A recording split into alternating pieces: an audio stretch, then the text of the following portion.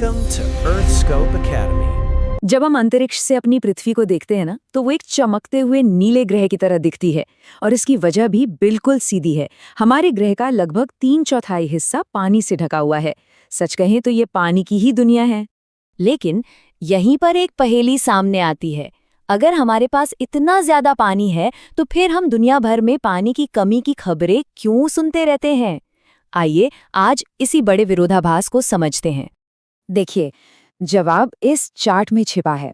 पृथ्वी का जो कुल पानी है, उसमें से 97.3% पानी तो महासागरों का खारा पानी है। मीठा पानी यानी फ्रेश वाटर सिर्फ 2.7% है, और उसमें से भी ज्यादातर तो बर्फ की चोटियों और जमीन के नीचे जमा है। मतलब ये हुआ कि हमारे सीधे इस्तेमाल के लिए पानी असल में बहुत ही कम है। तो चलिए सबसे पहले इसी बड़े विरोधाभास की गहराइयों में उतरते हैं और समझते हैं कि हमारा ये नीला ग्रह आखिर प्यासा क्यों है। पानी सिर्फ कोई संसाधन नहीं है, ये तो जिंदगी है।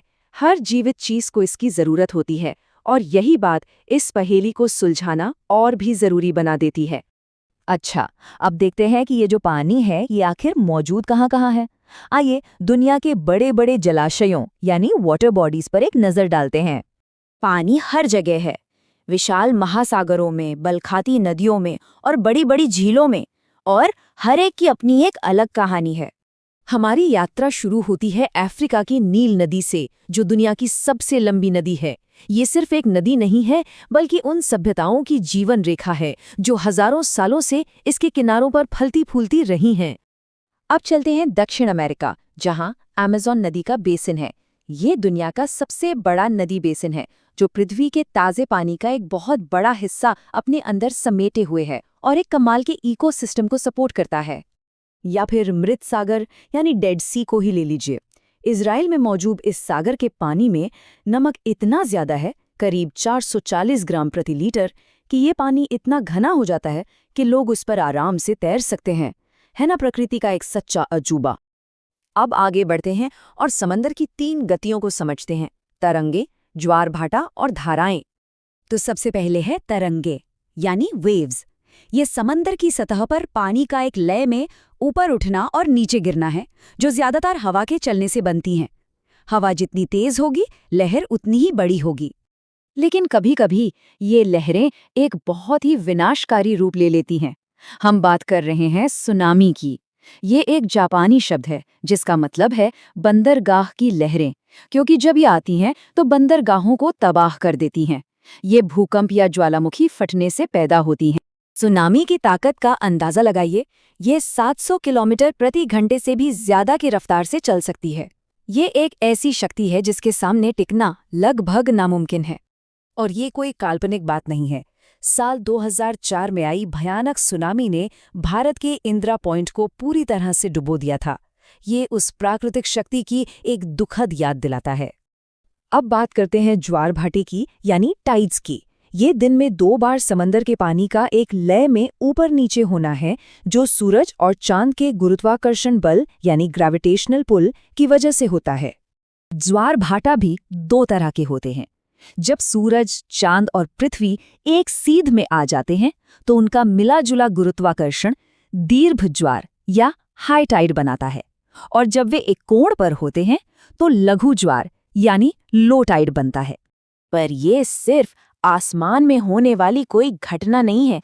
ऊंचे ज्वार का हमारी दुनिया में बड़ा महत्व है। इनसे जहाज़ों को बंदरगाहों तक पहुंचने में मदद मिलती है, मछली पकड़ने में आसानी होती है, और कुछ जगहों पर तो इनसे बिजली भी बनाई जाती है। समंदर की तीसरी लय है महासागरीय धाराएं यानी ओशन करंट्स। आप इन्हें समंदर के अंदर बहने वाली नदियों की तरह समझ सकते हैं।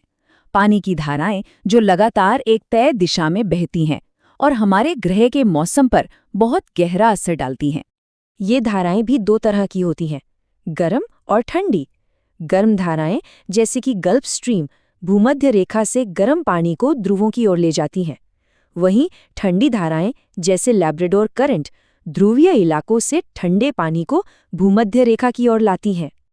और यहाँ ये गर्म और ठंडी धाराएं आपस में मिलते हैं, वहाँ दुनिया के कुछ बेहतरीन मछली पकड़ने के मैदान बनते हैं, जैसे जापान और उत्तरी अमेरिका के पूर्वी तट के पास।